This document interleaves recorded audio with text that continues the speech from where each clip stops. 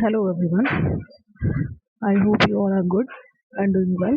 So let us start our newses, current newses that are relevant to our competitions. तो इसमें आज हम basically three important news के बारे में बात करेंगे. फर्स्ट वन जैसे आप यहाँ देख पा रहे हैं that is Kaziranga national park eight highest Avenue. Second will be regarding threats to the Sundarban forest, and the next one will be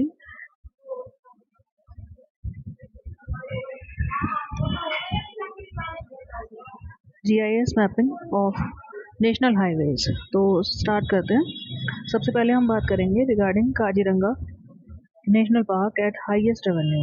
क्या हुआ है इसमें रिसेंटली, तो चलिए देखते हैं. सबसे पहले वाई न्यूज़. तो क्यों था ये न्यूज़ में? बिकॉज काजीरंगा नेशनल पार्क जो कि आसाम में सिचुएटेड है उसने हाईएस्ट अपना रेवेन्यू कलेक्ट किया है इन 23-24 टूरिज्म ईयर. अभी तक के 50 सालों की हिस्ट्री के अंदर काजीरंगा नेशनल पार्क की उसने अपना हाईएस्ट रेवेन्यू कलेक्ट किया है by tourism, right, in which year 23-24.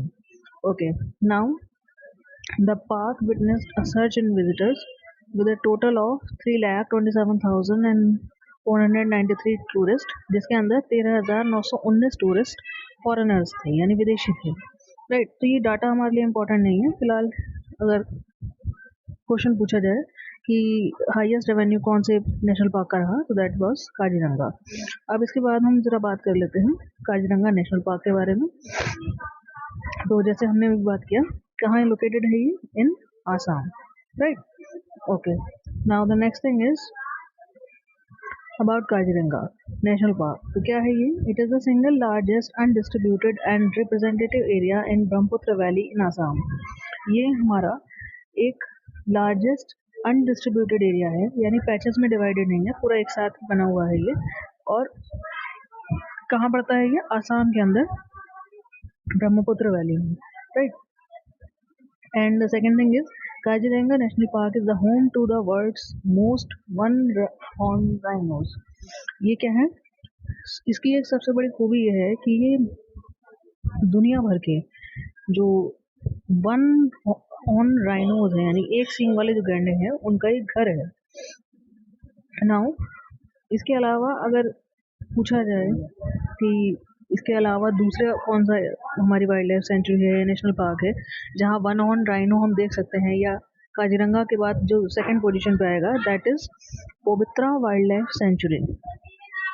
इसके अंदर क्या है? हाईएस्ट डेंसिटी है आफ्टर KNP यानी काजीरंगा नेशनल पार्क, और ये सेकंड हाईएस्ट नंबर्स में है.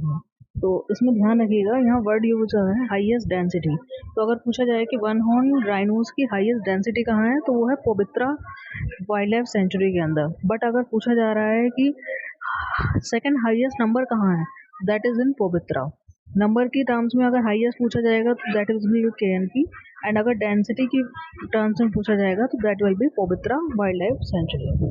आई होप दोनों का डिफरेंस आपको समझ में आ रहा होगा.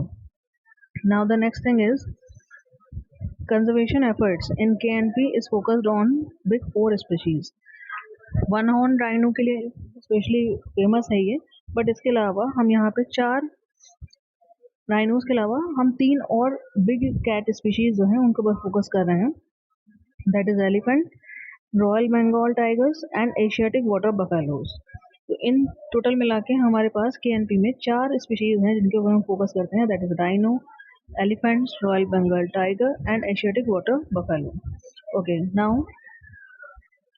the other important thing is कि इसके पार्क के बीच में से एक रिवर फ्लो करती है जिसका नाम है दिप्लू river.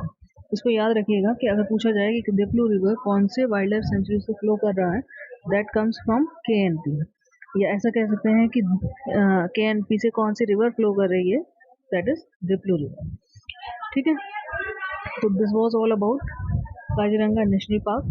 Now we will go on to our next topic that is GIS mapping of all national highways. ये क्या है GIS मैपिंग? थोड़ा इसके बारे में हम देख लेते हैं यहाँ पे. तो उससे पहले न्यूज़ क्या थी? The government has plan to complete GIS mapping of all national highways to improve planning and execution and monitoring. क्या किया है गवर्नमेंट ने प्लान बनाया है कि हम हमारे जितने भी नेशनल हाईवेज हैं, ध्यान दीजिएगा सिर्फ हम नेशनल हाईवेज के बारे में बात कर रहे हैं इसके अंदर, उनके क्या करेंगे, GIS मैपिंग करेंगे, जिससे क्या होगा, उनकी प्लानिंग करना, एग्जीक्यूशन करना और मॉनिटरिंग करना, हाईवेज के ऊपर जो भी इस तरह के काम होंगे प्लानिंग के, एग्जीक्यूशन के या मॉनिटरिंग के, उसको करना आसान रहेगा। अब थोड़ा इस चीज़ को देख लेते हैं, ये काम क्या है, क्या उद्देश्य है हमारा इसका करने का। तो it aims to utilise GIS based mapping system via media portal for network definition and data visualisation purpose. इसका काम क्या होगा कि ये GIS बेस्ड मैपिंग सिस्टम होगा जो हमारे मीडिया पोर्टल से कनेक्ट होगा, और इसका फ़ायदा क्या मिलेगा, ये नेटवर्क को डिफाइन करेगा और साथ में हमें डाटा को विजुअलाइज करेगा। जो भी हमारे नेशनल हाईवेज का डाटा होगा, सपोज कीजिए कहाँ ट्रैफिक ज़्यादा है, कौन सा पुल वहाँ पे प्लेस्ड है, कहाँ पे आपको एक नेशनल हाईवे दूसरे से कनेक्ट करता हुआ मिल जाएगा, इस तरह की जो पूरी इंफॉर्मेशन है वो हम इस सिस्टम के थ्रू डेवलप करेंगे। अब इसमें आप यहाँ ज़रा डायग्राम अगर ध्यान दें तो क्या है, GIS is having some components likewise capturing, analyze and present. Then what will it do? It will conceptual information that will make a map, और ये मैप ही हमें शो हुआ करेगा, जिसके थ्रू ये सारा पूरा वर्किंग रहेगा, प्रोसेस है ये, ऐसा समझिए, और हमें फाइनल आउटपुट जो मिलेगा वो मैप के फॉर्म में दिखाई देगा, राइट। अब इसमें होता क्या है, एक बार जरा यहाँ ध्यान दीजिए, GIS का फॉर्म क्या हुआ, जियोग्राफिकल इंफॉर्मेशन सिस्टम, यानी हमारी जियोग्राफिकल कैसी सिचुएशंस है हाईवे की, उसका पूरा इंफॉर्मेशन सिस्टम हम बना रहे हैं, और उसका नाम है GIS। ये शॉर्ट फॉर्म को पूछा जा सकता है कि what is the full form of GIS, तो आप याद रखिएगा, geographical information system. Now if you want to take the screenshot, you can do that, this and this also.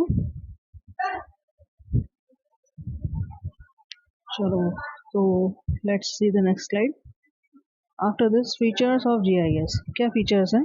It is a software that combines mapping and database capabilities of to capture, store, check, analyze and display data related to Earth's surface position. ये एक ऐसा software होगा जिसके through आप mapping कर सकते हैं, और हमारे पास कैपेबिलिटी होगी to capture, store, check, analyse and display data related to earth surface positions. तो ऑब्वियस सी बात है, जब आप मैपिंग करेंगे तो उससे क्या होगा, जो हमारी अर्थ की सरफेस है उसको आप कैप्चर यानी उसका फोटोज़ वगैरह क्लिक करेंगे, उसको स्टोर कर सकते हैं कैसी हमने कैप्चरिंग की है, देन आप चेक कर सकते हैं, चेक का मतलब यहाँ कंपेयर भी कह सकते हैं आप, then we can do the analysis. जब आप कंपेयर करेंगे तो उससे एनालाइज होगा कि पहले क्या कंडीशन थी, अब क्या सिचुएशन है, and then we will display the data so that the citizens could get the help। ओके, अब इसमें सेकेंड पॉइंट आता है, it allows users to create, manage and analyse location based information. तो वही चीज़ जो मैंने आपको बताया कि सपोज कीजिए आप किसी पर्टिकुलर नेशनल हाईवे, सपोज कीजिए NH12 से मूव कर रहे हैं, तो ये NH12 के ऊपर ट्रैफिक की क्या स्थिति है, वहाँ पे कोई रोड तो ब्लॉकेज नहीं है, या और भी जो बाकी सारी चीज़ें हैं कि क्या ये नेशनल हाईवे किसी और नेशनल हाईवे के साथ कनेक्ट हो रहा है, वहाँ पहुँचने में कितनी देर लगेगी, इस तरह की जो इन्फॉर्मेशन है वो सारा हम क्या कर सकते हैं, क्रिएट एंड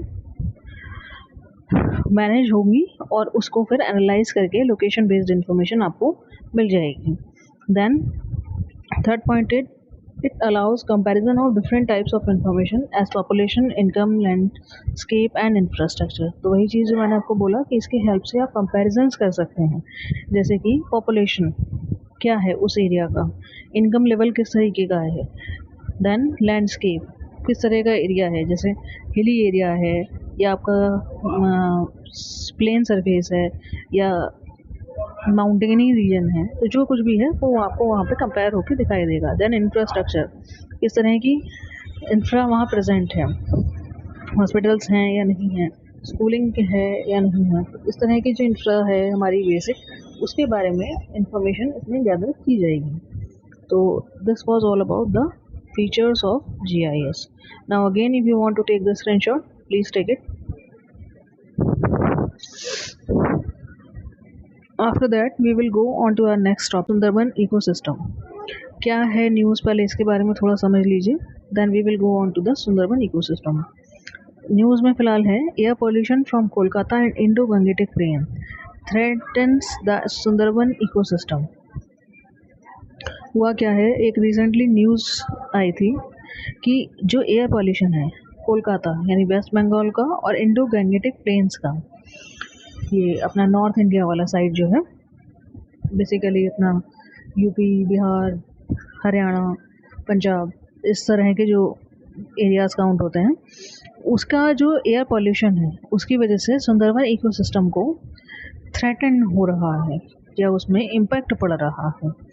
अब है क्या ये चीज़, मेजर पॉल्यूटेंट्स इसमें कौन कौन से इन्वॉल्व होते हैं जो हमारे लिए प्रॉब्लम करते हैं, that is black carbon, heavy metals.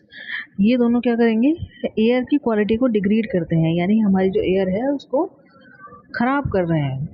और उसकी वजह से क्या हो रहा है, जो वहाँ पे मैनग्रोव्स प्रेजेंट है, मैनग्रोव एक टाइप का ट्री होता है जो बेसिकली आपको coastal areas in the sense delta type के एरियाज़ में दिखाई देता है। तो मैनग्रोव्स क्या करते हैं, वो समुद्र से आने वाली जो वेव्स होती हैं उनसे प्रोटेक्शन देते हैं उस डेल्टा के कोस्टल रीजन को, है ना। तो वो कह सकते हैं बैरियर की तरह वो खड़े रहते हैं उन आपके ज़मीन जो डेल्टा की है उसकी और आपकी जो समुद्र बनेगा उसके बीच में। ये बहुत इंपॉर्टेंट रोल प्ले करते हैं, कोई सुनामी वगैरह जब आती है, हाई टाइड्स जब आती हैं, ये एक इम्पॉर्टेंट रोल वहाँ प्ले करते हैं। अब हुआ क्या है, the acidic component of pollutant lead to oxidative stress. इस होता क्या है कि हमारे जो हैवी मेटल्स हैं और ये जो ब्लैक कार्बन है उसके एसिडिक कंपोनेंट्स जो हैं वो क्या कर रहे हैं, ऑक्सीडेटिव स्ट्रेस क्रिएट कर रहे हैं। ये होती क्या है ऑक्सीडेटिव स्ट्रेस, इसको ये मैंने यहाँ मेंशन किया है, आप ध्यान दीजिए ज़रा। ये एक ऐसी कंडीशन है जिसके अंदर हैवी मेटल्स और एसिडिक कंपोनेंट्स जो हैं उनके एक्स्ट्रा प्रोडक्शन, उनकी वजह से जो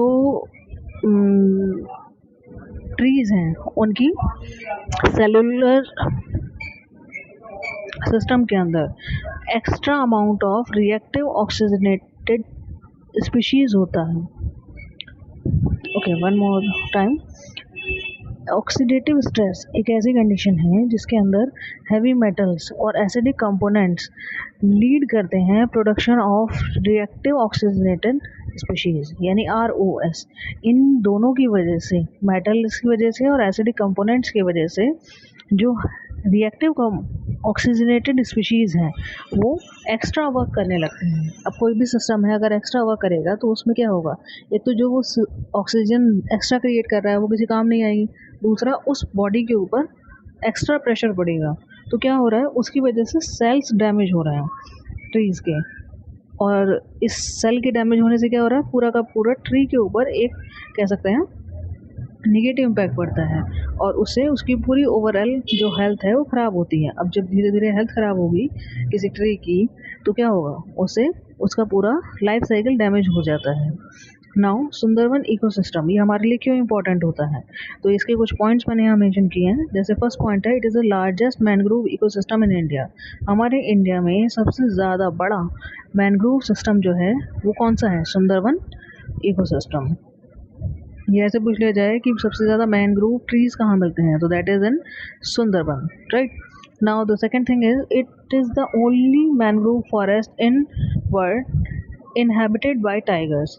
इसका क्या मतलब हुआ, इसका सिंपली मतलब ये है कि ये एक अकेला ऐसा मैनग्रोव फॉरेस्ट है सारे वर्ल्ड के अंदर जहाँ पे टाइगर्स रहते हैं, राइट। आपको शायद मालूम हो रॉयल बंगाल टाइगर्स भी यहाँ पे मिलते हैं।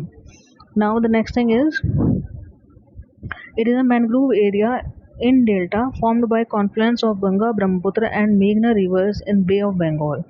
इसके अलावा यहाँ पे कौन कौन सी रिवर्स फ्लो करती हैं, गंगा, ब्रह्मपुत्र एंड मेघना रिवर्स, राइट। और ये कहाँ जाती हैं, in the Bay of Bengal. तो ये कुछ इम्पोर्टेंट इन्फॉर्मेशन है अबाउट सुंदरबन इकोसिस्टम। तो आई होप आपको आज का सेशन पसंद आया होगा। चलिए मिलते हैं अपनी नेक्स्ट वीडियो में। Now one more time, if you want to take the screenshot, please take it.